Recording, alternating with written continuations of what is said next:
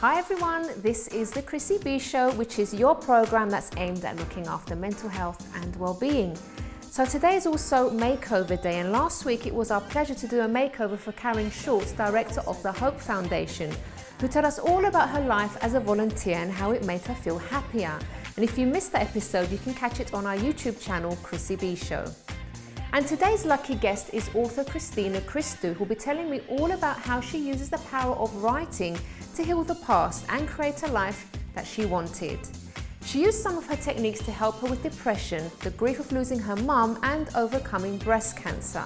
But before all of that, she'll be treated to a lovely makeover by makeup artist Ursula Jones, so I'm really looking forward to that.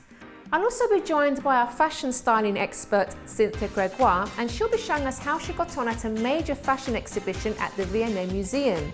She will also be telling us how she overcame her fear of quitting a job and what gifts arose from her letting go and allowing new opportunities to come to her. Then later, Dr. Rob Hicks will be answering all your medical questions in our Doctor's Answers session. We'll also be watching a video courtesy of the Mental Health channel about how using your hands to be creative can be very therapeutic.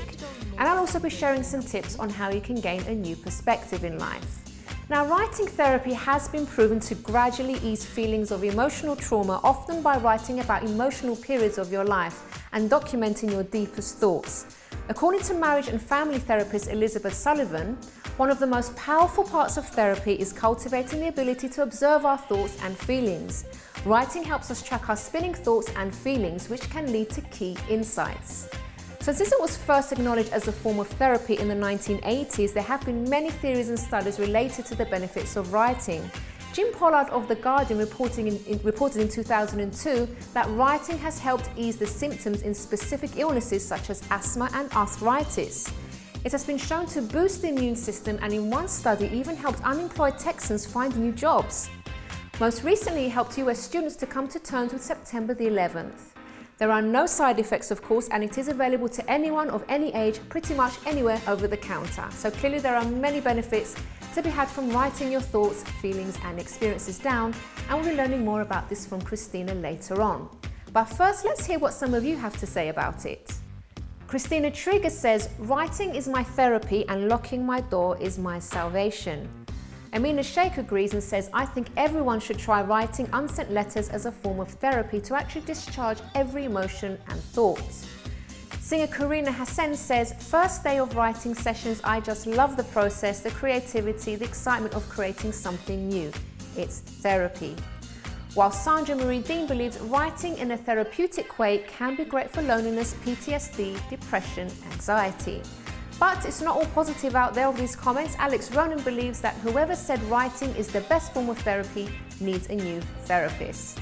Now, it's not just writing that's been known to be therapeutic. Art and fashion can also be used as a medium to address emotional issues.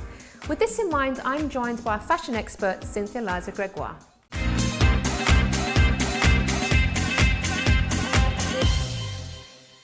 Welcome to the show, Cynthia. We've missed you. Hi, I missed you too, Where have you been? Lots of life changes. So yeah, we have to talk about that first, Cynthia, because obviously we do like to share with our viewers stuff that's going on in our own lives as well, and progress and stuff. So you took quite a bold step, didn't you, recently? Yeah, I haven't been here for a while. Basically, I've really just kind of revamped my career, and I've quit a few jobs that I've had for a very long time. Wow. And what was that like? It was scary, actually. I wasn't, you know, when you have worked somewhere for, it was 4 years. Mm-hmm. And I just wondered, you know, they were a big part of the show, actually. They provided a lot of the clothes and everything. So it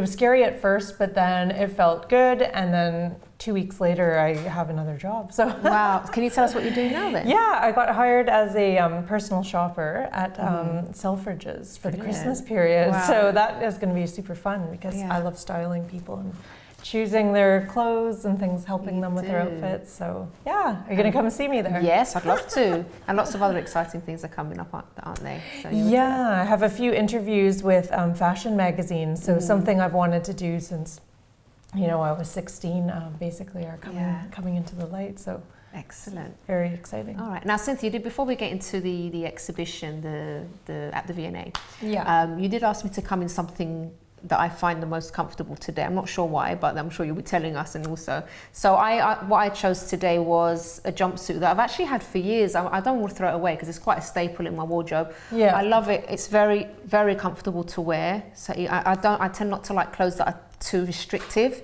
So I find it very comfortable. I can wear it casually with some boots and maybe a cardigan, and I can also dress it up. Because today I put this belt on, and some heels to kind of dress it up a little bit. So it's very versatile. So that, and also just feels really comfortable on me. Right. That's why I chose it. I like it. It's very chic. I'm glad you chose a jumpsuit as well. Well, I just asked you to bring your most something you could talk about, because usually we do the styling and talking. Yes. I thought, it's all about just doing different things with the segments, I think, and seeing where they go. But my outfit that I chose is something very old in my wardrobe as well. Yeah. It's something that I just picked up at, one of those, vintage stores where you don't even really plan on going in and shopping, and then you walk in and you find one of your favorite dresses. So I got this one in Canada, in Toronto, and it's I thought it was quite fitting because I'm talking about the exhibition at the V&A, which is all about revolution and change in the 1960s, and I believe this piece was actually made sometime around then. Oh, okay. So, yeah. All right, so tell us now, we are going to be bringing up a few slides while you're speaking, Cynthia, but telling us about the exhibition. Okay, well, at the V&A, they have an exhibition called Revolution, or So You Say You Want a Revolution, and it's outlining the fashion, music, art, and photography, the general youth culture of the years 1966 actually to 1970. And it fits really, with my mod theme on my website and things like that. I went and checked it out. It was really interactive, Chrissy. I don't know how many, you've been to a lot of exhibitions, and you usually get those like headphones. Yeah. And you can walk into the different rooms. Well, this one actually, depending on where you walked, the music might start, or like a voice might start talking. So it's quite interactive, and they've got some great artifacts on display. If you're into, fashion, as I am, you actually got to see Sgt. Pepper, the Beatles album of 1967. You actually got to see John Lennon and George Harrison's suits that they wore for Sgt. Pepper. So things, special artifacts like that were on display, and you had, really iconic images from swinging London or that time. So, things that are still very prominent today in London. So, Carnaby Street, for instance, is full of shops. It was back in the day as well. And Twiggy, if you see a picture of Twiggy, even though we're 2016, people are still resonating with that image, from the 1960s of that 16-year-old, fashion model. Okay. So actually, it was interesting, Chrissy. One of the things on display there was the World Expo 67. Are you familiar with that? I was telling my dad about this, and he actually went as a young boy. Oh. So I was somehow felt, connected almost to that exhibition. So another thing, Chrissy, that I really picked up on from the exhibition was just the way the youth culture of that time, they came together and they questioned sort of established power structures or whatnot. And I'm just thinking a little bit today about, social media and the traditional fashion magazine, right? There's even that question of, who really holds, I don't want to call it the power, but who holds the majority of, the viewers? Is it really these fashion magazines, or is it like the general public who's on, Instagram and all that with like millions of followers? So it was interesting in that regard. And like I said, there were things on display like an old Apple computer from, say, the 60s, really. And then they had things like John Lennon's sunglasses, or his like actual glasses. Did you get to touch them? No, they were behind the glass. Yeah, they were behind the glass. Yeah. And no, the V&A always does such a wonderful job curating fashion exhibitions. Actually, that reminds me, yesterday I watched, have you heard of The First Monday in May? No. It's a documentary right now that you can see in theaters, and it's about the Met Museum in New York. Okay. So it's all about like fashion curation, and I just thought, the V&A does such a wonderful job all the time, and you should go see it. Was there anything else that you saw that really resonated with you? There was a few things, like you saw the Ozzy Clark suit that Mick Jagger wore, and like costumes of famous musicians and things like that. And there was actually a room, if you're into this kind of thing, but they had like almost a recreation of Woodstock, and you would just they had all the little beanbag chairs. Yeah. And you could just sit down and like sort of like act as though you were at that festival, and they had Jimi Hendrix just singing on the loudspeaker. So as I said, it was really interactive, lots of artifacts from that time, advertisements, magazines, just items, even things as simple as a chair, the way a chair's architecture was and structure and all that. So, I mean, I think it's worth a look, and it's it was right up, like I said, it was right up the alley of the mod stylist, so I really had to check it out. Brilliant. Well, thanks for letting us know about that. Now we are coming to, or we're not coming to autumn, we are in autumn now. So can you tell us a bit about sort of the trends and stuff for autumn as well? I think we've got a couple of minutes left. Okay, well, I was going to ask you, Chrissy, first of all, when you're passing through, the streets of London, what are you seeing in the windows, and what kind of things are you noticing? I'm noticing big coats, camel colours. Yeah, I'm seeing a lot of neutral, as well. Lots of neutral taupes. Yeah, I would say as well. I haven't really noticed much else, to be honest. Oh, really? Well, there's lots of layering. If you'd given me some homework to notice, then maybe I would have done, but I just sort of just like walk on by, really. Well, I mean, it's still quite nice out, which we're kind of lucky. It's still quite. You could get away with wearing a leather jacket at night. So the temperature's quite warm. But I would say look in the windows and look for ideas for layering. I mean, autumn is a very transitional season. So it's time to start layering, t-shirts, jumpers, ponchos, leather jackets, playing around with, as we always talked about in our segments, textures and get out your boots. It's time for some chunky ankle boots, and perhaps that first winter coat is going to start making the appearance, as you said. You're seeing them. What about the longer boots, as you've gotten? Oh yeah, always the knee boots. Those are always a staple in everyone's wardrobe, isn't it? Okay. So get out there and get the coats and the long boots and ankle boots. Come see me at Selfridges. Oh, bless it. Well, Cynthia, thank you so much. You're welcome. And we'll see you again in a couple of weeks. Absolutely. Thank you. All right, guys, so don't go away, because after the break, we'll be revealing Christina's makeover, and also here's some top makeup tips from Ursula Jones.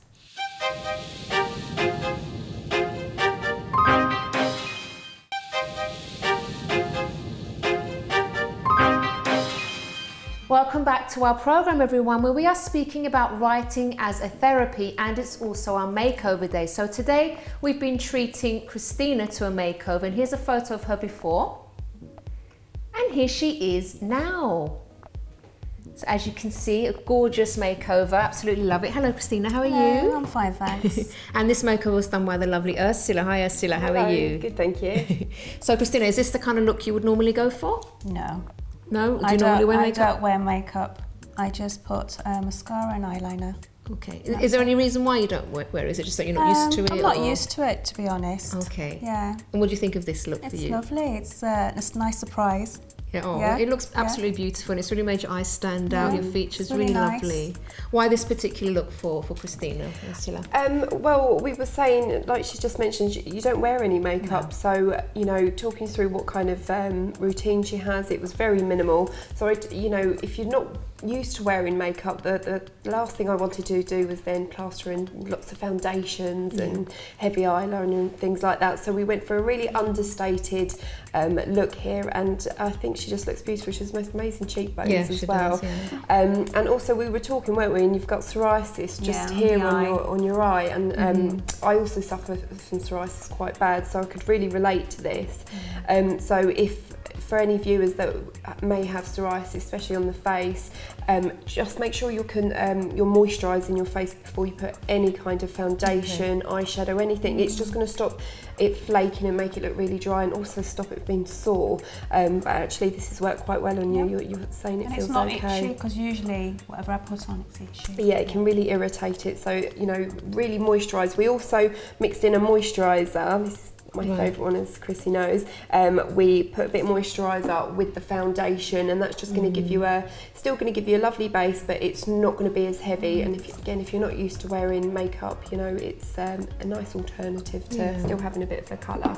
Well, I love it. Right, but we're good. I know you have quite a story as well for us, Christina. But first, I was just going to explain a few things about brushes. So how to take care of them properly, what brushes to use. So I'm going to learn from this as well. Good. Well, we've been talking over a few weeks. We've talked, different makeup tips, but I'm big on brushes. I'm a real fan, the tools that are going to create certain looks. I mean, using your hands is brilliant, but I think there's certain tools, even if you just invested in one brush and it can do multiple things, it's well worth the money. And they're everywhere now, and they're really affordable, and they're great quality, for the prices. So my first tip would be with your brushes, when you're putting your powder on or, putting your blush on, people dip the brush into the container and then blow. Don't blow. So, you're blowing bacteria in there, and then you're rubbing it around on your face. And if you just tap instead? Just tap them. So do this, never blow into the brush. It's just going to stop any bacteria getting in and then being transferred, and then you're transferring it back into your powder or blush or whatever you're using. So you stop the cross-contamination. So never blow into your brushes. My second tip is always clean your brushes. With me, whenever I work on a client, I have to immediately wash all my brushes. But if they're on yourself, I have my makeup brushes at home, and I probably just do them once a week. And you can just do it with antibacterial hand wash. Is a great one because you're cleaning them. It's also taking out any really nasty germs. You can use, washing up liquid. You can get things on the market where they're actually made for, brush cleaners. But this little contraption is, you can get them everywhere now. They're doing them on the high street, and it's a makeup brush cleaner. So what you would do is, under the running tap, is put your antibacterial onto here, and then with your brush, there's different, if you have a thicker brush, you can use it on here. And for the smaller brushes, you work it in and you just see all the dirt, because it gets right down. Rather than using your hand and your hand getting sore when you're washing them, it's really going to get rid of all the grime. And they're brilliant. So that's definitely worth investing. And they can start as cheap as 99p. So really? Brilliant. Okay. My third tip is sponges. I love a sponge. I think these, these are, again, quite new on the market, and there was a particular brand that's made these go pretty big, but you can pick them quite reasonable, £6-7, but they're not just for liquid foundations. So if you use a liquid foundation, always make sure this is wet, by the way. So you want to rinse it under the tap so it's wet, and then take off any excess. So it has to be very, very damp. The reason for that is, if you were to put foundation onto it, one, it would sink in because it's dry and you'd waste a lot of product. And then when you're putting it into the skin, it's going to drag. So, with the moisture, it's going to make it smooth. So you can use your liquid foundation for this, and then you can turn it over, and then into your pressed powder, you can press it in and then use it for the skin. You can turn it over, use it for your blusher, and you can use the end for your concealer. So worth investing in one of those. Yes, multi-purpose. And then talking step 4 is foundation brushes. It's really important to choose a brush that's going to work for you. These are just 5 different types of brushes. You have the flat kind of ones, or you have a brush which is more of a buffing brush. These kind of brushes are going to work the foundation into the skin and make the skin look like skin, whereas these ones where you you're kind of painting it on, is going to lie in the skin. It's not going to buff it in how these ones would. You get them in all different sizes and thicknesses, so it's just working out which one suits you. And I think a foundation brush is probably the one thing to invest in, because that's what people notice first, is your skin. And then my last tip is, don't be afraid of using your brushes for different things, because for example, these are all blending brushes for eyeshadow. They're all made to kind of blend out any creases and, blend the eyeshadows to make it more natural. But actually, I use a lot of these for contouring down the nose. This one here is brilliant for concealer underneath the eyes. It's really soft, but again, they're all branded for the same thing, but they have multi-uses. So, smaller brushes that you might use for lip liners, use it for small areas that you might want to conceal and really pack that product on. So just try them out and play about, and that's the brushes. Thank you so much, Ursula, and we'll see you again very soon. And actually, guys, if you want to know more information about Ursula and the other kind of things that she does, you can head over to our website, chrissybshow.tv. On our homepage, all her information is there. And now we're going to keep you on, Christina, because we are going to hear your story.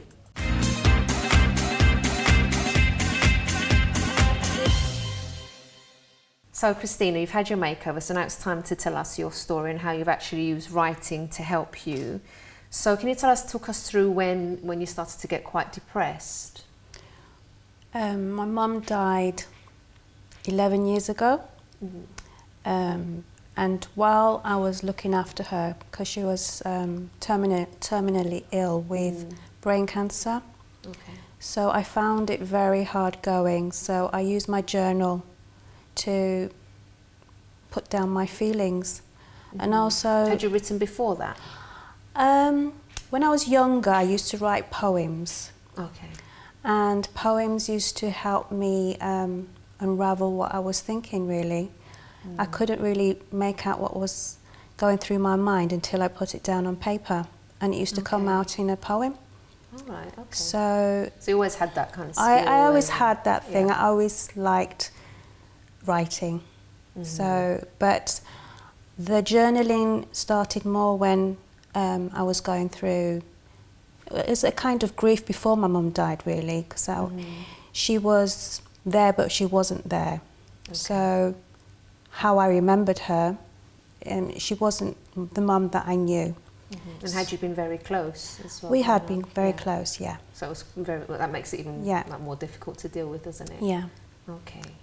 So I used to write how I felt, and I also used to write to God, really, or to a higher power, asking, you know, is she going to be okay? Is she going to go to heaven? Things like that. I knew she was going to die. Yeah. But I was quite concerned that she would be healed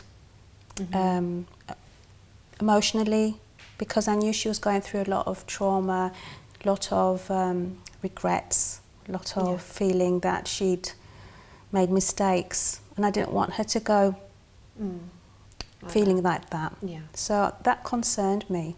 Okay. Yeah. And did you, Christina, just a question, did you find it easier to write than to actually talk to someone about what you were going through? Yeah. Okay. Did you try to talk to anyone about it, or was that your only outlet, would you say? Because I think everybody used to turn to me for their problems. Okay. There was never that thought that I may need help. So you've always been the strong one in your family? I'm the eldest. Okay. I think I took it upon myself. Which is actually something that we do mention on this show, because if you are helping someone else in any way, we always say that it's important for you to have an outlet and for you to get your own support, because it is very draining if you're constantly helping other people but you're going through your own stuff, and you're helping others all the time, but then you don't take time for yourself to help yourself. It can be very detrimental to your mental and physical health, actually. Yeah. Right. Okay. So then what happened after that, Christina? Well, luckily I had the nurses coming in, like Macmillan, but it was in Cyprus, so it's not the Macmillan nurses. Yeah. So there was a particular nurse that did sit there and listen to me. Brilliant. Okay. But with the writing, it just evolved. When she died, I started on a quest to look for her in the afterworld, if you like. So I did start writing letters to her. And then I'd answer back as if she'd answer me. So that helped. Okay. Even though I knew somewhere it's not really her, it felt like it was her. So it was writing unsent, writing letters to... So were you in a way trying to say things maybe that you hadn't had the opportunity to say, in a sense? Or? I wanted to know if she was okay. I wanted to know if she was not in pain. And of course I was saying I missed her. Okay. Yeah. And later on, because afterwards you did get ill, didn't you, after well, quite a long time afterwards. I mean, after the initial feeling, I was feeling quite strong while I was looking after her. I was quite positive that, yes, she was dying, but she should be okay. And I thought, this is what I'm doing for her. I'm looking after her and helping her transition, make a good transition. Afterwards, going back into reality with her not being there, I did get very depressed. Okay. And I remember I did carry on writing, but I used to write more articles, not journaling. And I did send them off here and there, but most of them were for myself. And I remember writing, I feel like the lights are constantly on.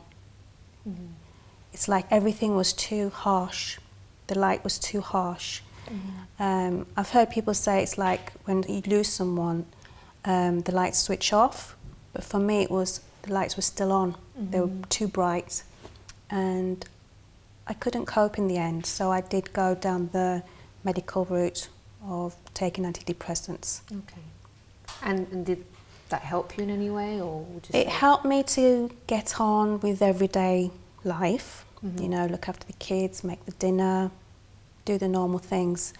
But what it did do, I find, was it suppressed the natural grieving process. Oh, right. Okay. So I felt like crying, but I couldn't cry. I felt like screaming out of anger, but nothing came out. It was just like it was just being suppressed. But I functioned fine. So you're getting on doing the everyday things, but not feeling anything really, I suppose. No, it wasn't. Numb. Yeah. Okay. And I don't think I actually wrote at that period. I didn't. So there was no outlet. There was no expression. Okay. There was no expression. It was like it was numbness. And it was difficult, and I'm sure it was difficult for my partner as well, seeing me like that. Yeah. And for the children, but I tried to keep everything hidden from them. But I'm not sure what they saw, because I felt numb. But yeah, I thought I was okay. And you also developed cancer, didn't you? Can you tell us about that? Yes, I developed cancer 2 years ago.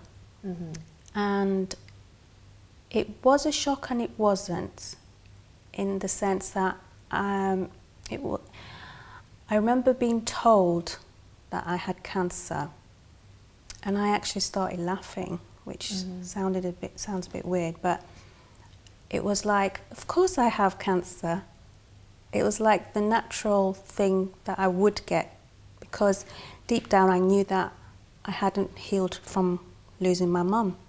Right. And I do believe that holding on to grief does manifest into the physical. Well, they do say like the emotional is very connected, isn't it? And if you are stressed and worried about something, it can affect you in a physical way as well. Yeah. Okay. So after being told that, I felt guilt, which sounds funny.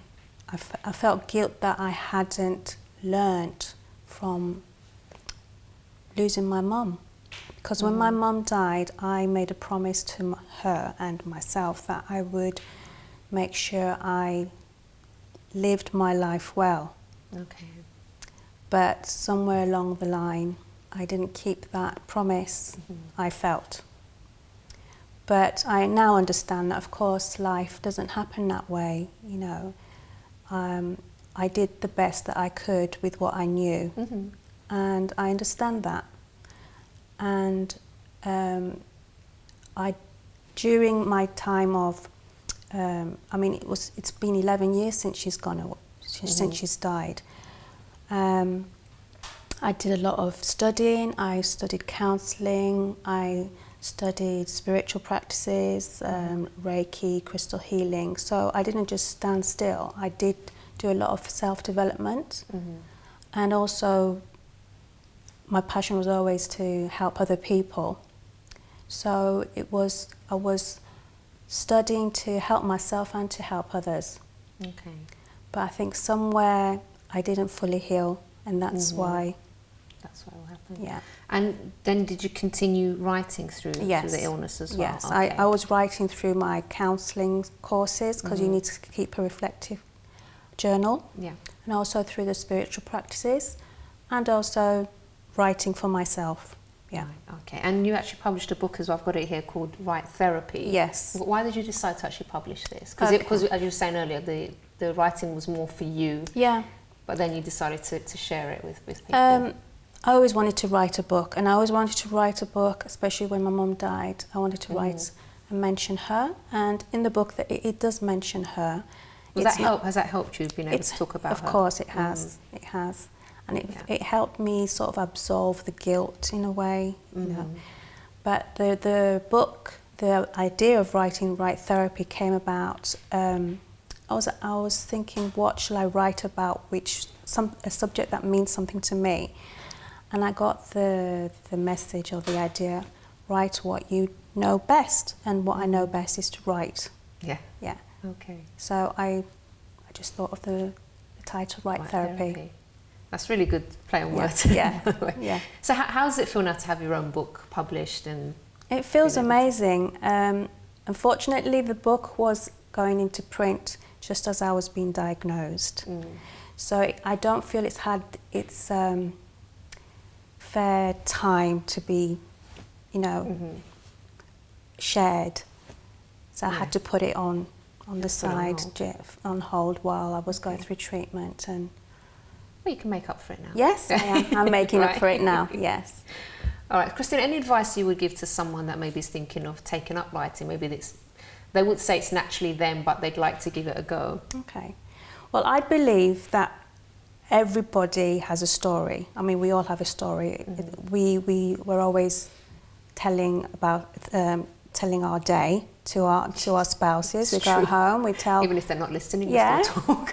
They tell us their story, we tell them our story. So we're natural storytellers. So if it's hard to actually write, just write what you did that day, and then it evolves. So expressive writing is basically how you feel. It's you know, only you know how you feel.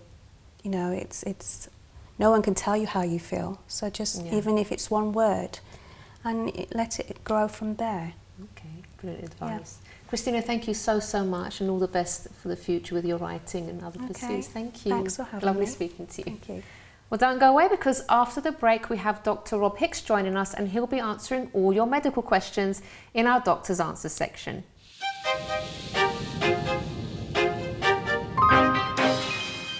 Hi, I'm Chrissy B, and my show is all about improving your mental health and being happy. Join me every Monday, Wednesday and Friday at 10 p.m. on my channel Sky 203. Visit chrissybshow.tv for more information and subscribe to our YouTube channel Chrissy B Show.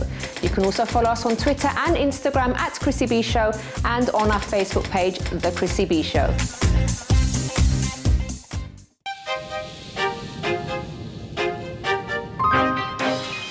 Welcome back to our program, everyone, and now it's time for our Doctor's Answers session. This is the part of the show where you get to ask any kind of medical question that you want to. So if you have a question for us, you can email us on info@chrissybshow.tv, and we do of course have our resident GP with us, Dr. Rob Hicks. Hello, Rob. Hello, Chris. How are you? I'm good. How are you? Feeling very well, actually. That's good. Yeah. Me too. Lots of energy today. Yes. That's really good. He's always got lots of energy. I don't know what he's doing. Anyway, so Rob, we have a few questions from some concerned parents, among a few other questions. So I'll start going through them. And guys, if we don't get to cover all of them today, we'll take it through to our next show when Rob is on. So our first question is, what is seen as a high temperature for children? My 9-year-old daughter has been feeling unwell with fever-like symptoms, and I checked her temperature, which is around 37 C. Is this normal? Yes, the answer is 37 degrees centigrade is around that is a normal temperature. In children under the age of 5, we say that they've got a fever if their temperature is 37.5 centigrade or higher, but in everybody else it's 38 degrees or higher. What's very important with children is to remember you don't just decide that they're well or unwell based on the temperature. So she can have a normal temperature, but she may have other symptoms that indicate that she's poorly. So she might have diarrhea and vomiting. She may not be passing urine as much as usual. She may not be wanting to eat or drink. One of the questions I ask parents is the child running around and playing? Because if they are, then it's usually a minor illness rather than anything too significant. The things to keep an eye out for obviously are if she is drowsy or lethargic, if she's vomiting, if she's complaining about having a stiff neck, or if she's complaining that when she looks at lights or being in a bright room is hurting her eyes, if she says she's got a headache, or if she develops any sort of rash. These are what we call alarm bell symptoms that should prompt you to seek urgent medical advice. But if you're worried about your child, then just have a word with your doctor. You can speak to them over the phone to start with, and they may say, oh look, come on in and I'll check the child over. So, you know, that's the sort of thing to keep an eye out for. Right, so Rob, we have another question from quite a concerned mother here, and she's saying, I'm really worried about my 2-year-old daughter. For the last 3 months or so, she's been really clingy, and I can't even leave the room to go to the bathroom.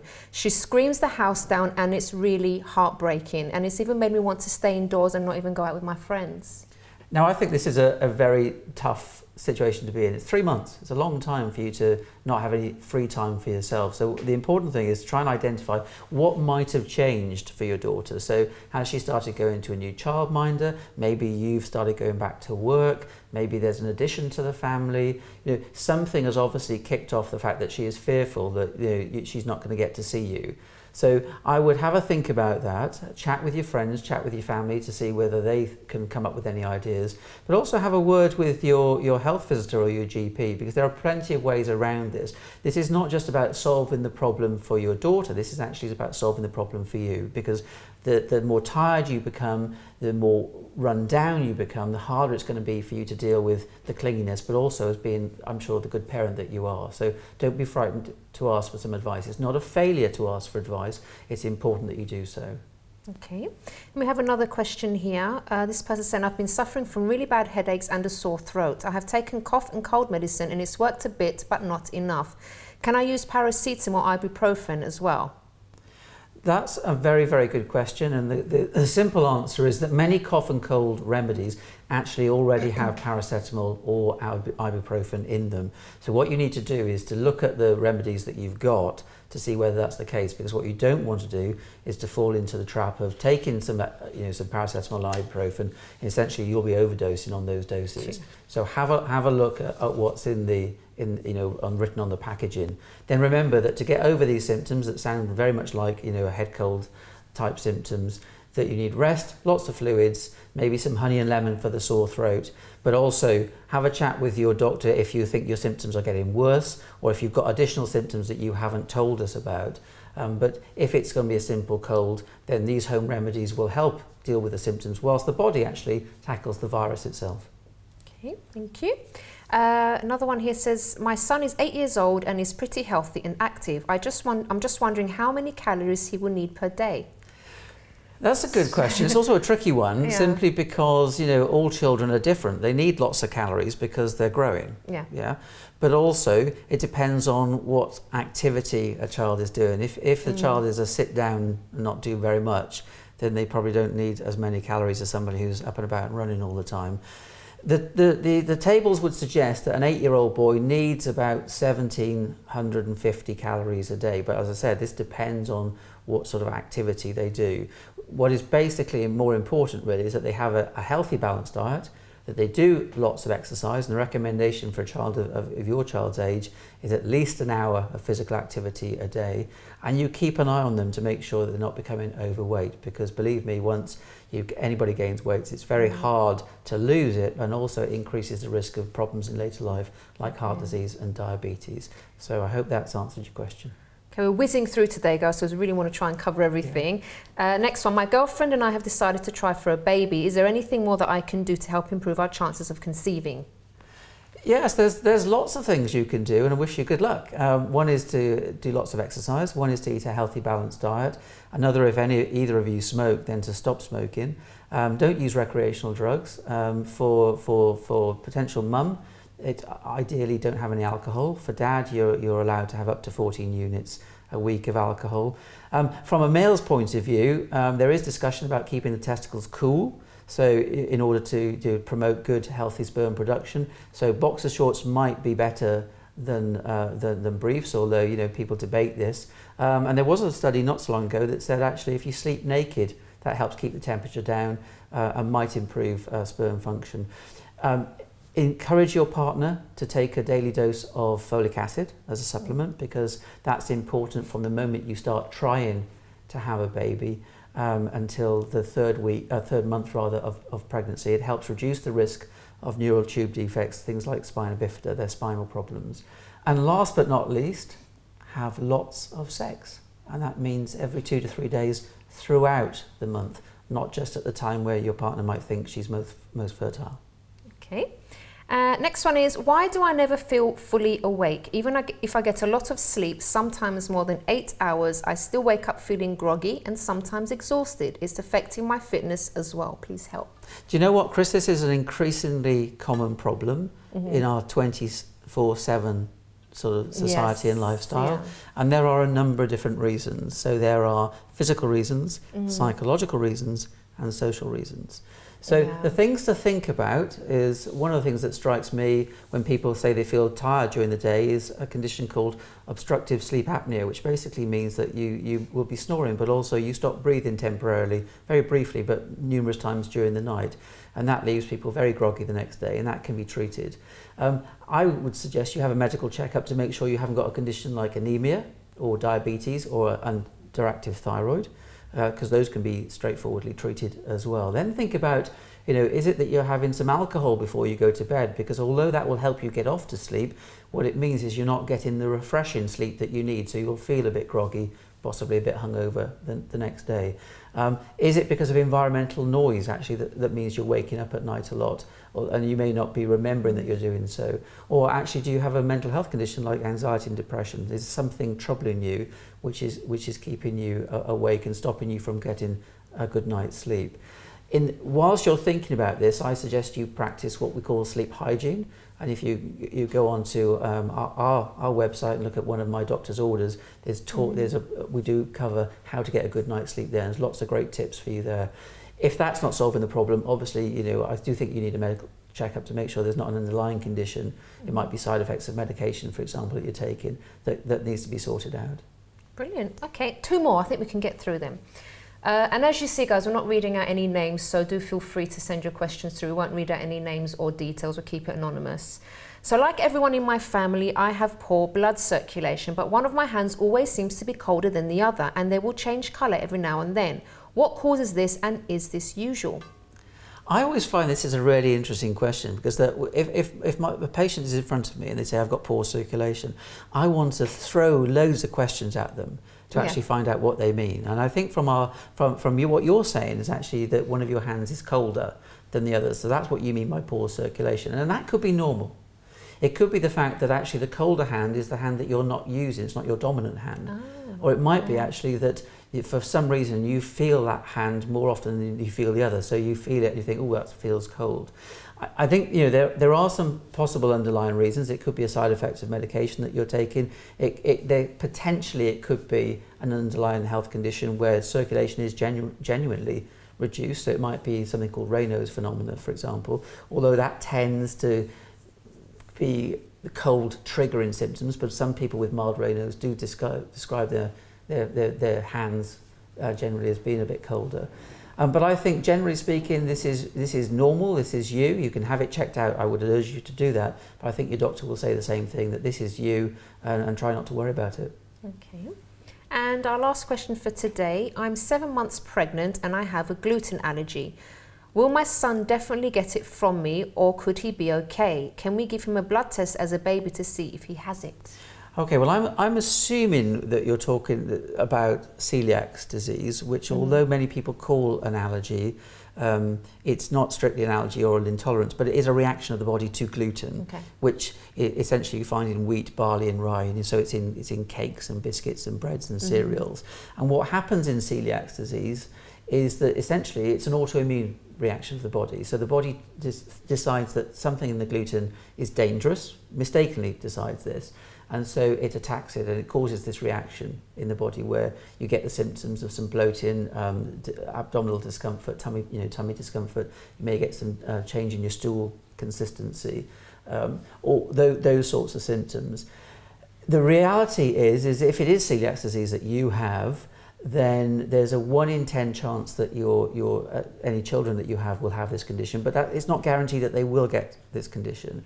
We believe that it's genetics and environment that triggers this condition to actually flare up. With regards testing, you can only test to see whether somebody's got celiac once they're actually getting gluten in their diet, because it's only the gluten that triggers this abnormal reaction.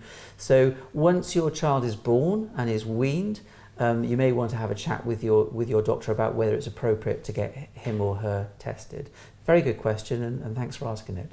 And thank you so much, Rob, for all your help today. My pleasure. On the Thank show. you, Chris. Thank you. And also, just to remind our viewers as well, that on our YouTube channel, Chrissy B Show, there is a whole playlist there of lots of advice about different things by Rob there called Doctor's Order. So do make sure you check it out and also subscribe.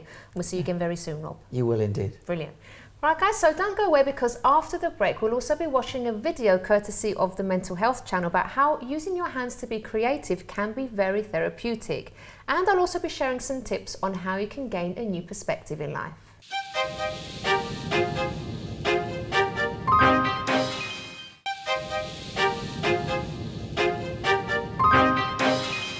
Hi everyone, and welcome back to the Chrissy B Show, where today's episode is all about being creative and using that creativity as therapy. So far we've heard from Christina Christou, author and advocate of writing therapy, along with fashion stylist Cynthia Gregoire. Now let's watch this video from the Mental Health channel, in which Dr. Carrie Barron shows us how creative expression can take many forms.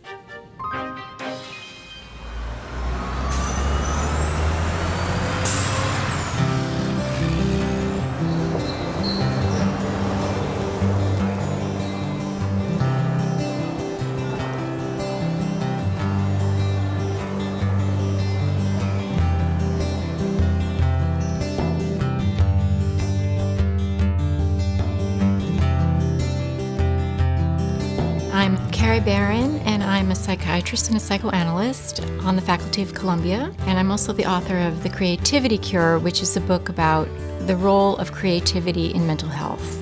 My husband, Alton Barron, who's a hand surgeon, is also a co-author. I'm Alton Barron. I'm an orthopedic surgeon specializing in hand surgery. Our hands are so fundamental to our brain health because they are controlled by 60% of the superficial part of our brain. All of those neurons are devoted solely to our hands.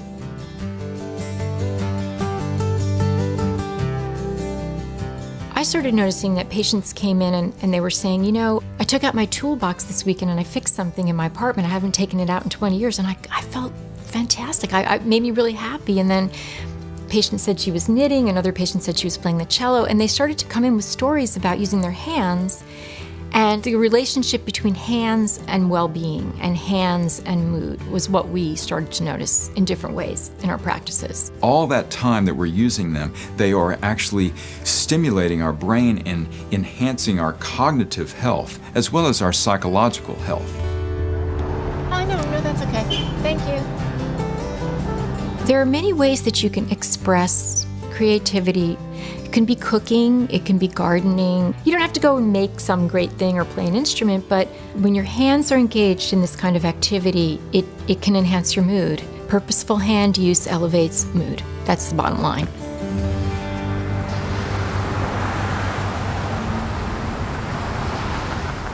My name is Wendy Savitz. I've always had music in me. When I play music, it's very visceral.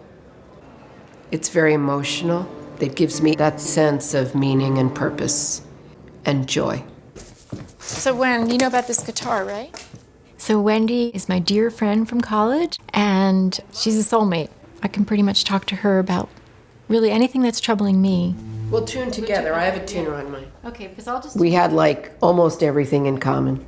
Really, within the first week or two, took out the guitar, and we loved the same music, among all the many other things that we had in common.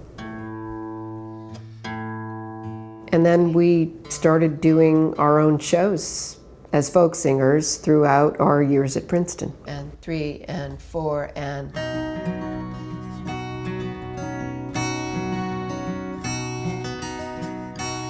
Depression feels like, and always felt like to me, from as far back as I can remember,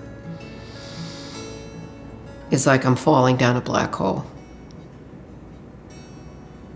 And there's no way out.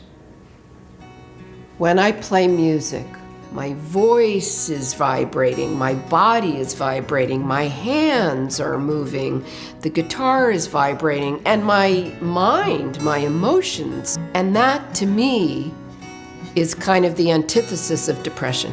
You don't have to be an artist at all. That's what we're trying to say in the book, that the point is the mental state becoming so connected to what you're doing that it makes the day wonderful or that hour wonderful. And that's the best part of living. These first? Those first? Okay. When we make things and we get deeply immersed in a project, something that's very important to us, it takes us away and it enhances our mood. It's lifestyle, changing your lifestyle a little bit.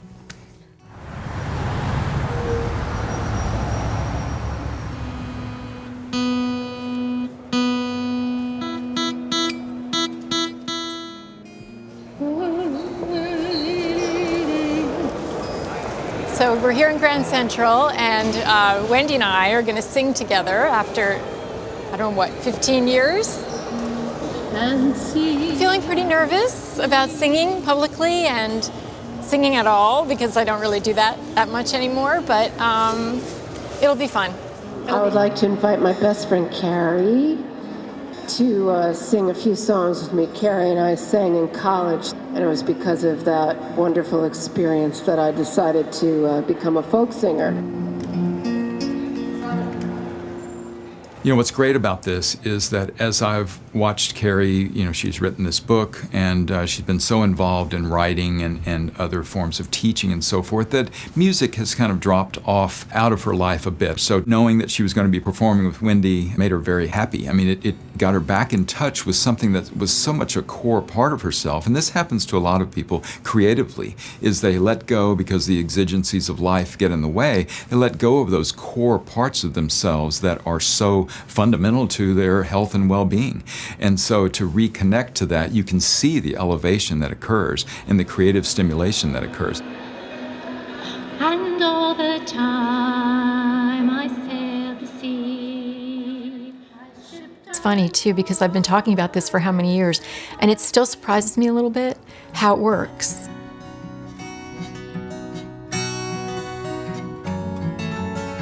Creativity is the original antidepressant.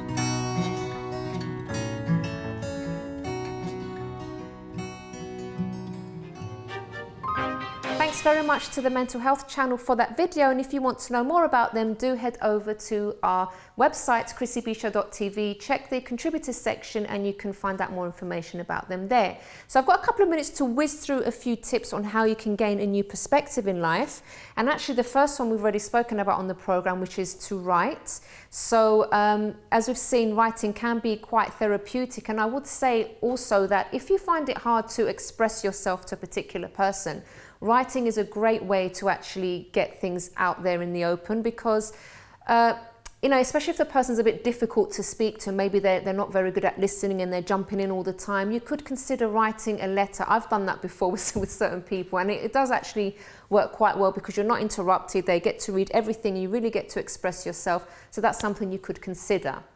My second point is, don't do it alone. So this isn't about depending on other people, but there's nothing wrong in getting someone else's input. So when I was getting help for depression, for example, though I was being given advice, I was the one who actually had to put that advice into practice. So I wasn't just depending on someone, I was doing my bit that I had to do as well. So I saw that my life was and is still my responsibility. And the same way, your life is your responsibility, but also there's nothing wrong with getting that extra support. My third point is to make sure you keep living whatever you're going through. Even if you're facing a challenge at the moment, don't focus all of your energy on that problem. Do other things to keep up your normal activities. Maybe if you go to the gym already, keep going to the gym, keep visiting friends. Don't focus your whole mind on everything that you're going through. Keep a normal routine going, and that helps you to even have your mind more relaxed to think of solutions for any problems that you're going through. The fourth point is to start again. Sometimes people know they know that they have to start again, whether in a relationship, a job, but they find it hard because they don't want to waste what they've already invested into something. But it's not a waste. You can see that time as really good experience that you've now gained, and you can use that to your advantage and move on. So as we saw, Cynthia earlier was talking about leaving a secure job, something that she'd been doing for a while, and it was scary to go into something else, but she took that step, and that has actually enabled her to get into other things that she wanted to do, and you know, big opportunities are coming up for her. So don't be afraid to start something over or to start something completely new. And my fifth point is to make life exciting. So change your routine, change your look, maybe take up other hobbies, do whatever it takes to make things fresh. Do some research on the internet to, you know, new things that you can try out. It's always good for you to do something exciting in life. Well, we have reached the end of today's program, everybody, but if you would like to have a makeover on this program, don't forget you can get in touch with us via the website, which is chrissybshow.tv.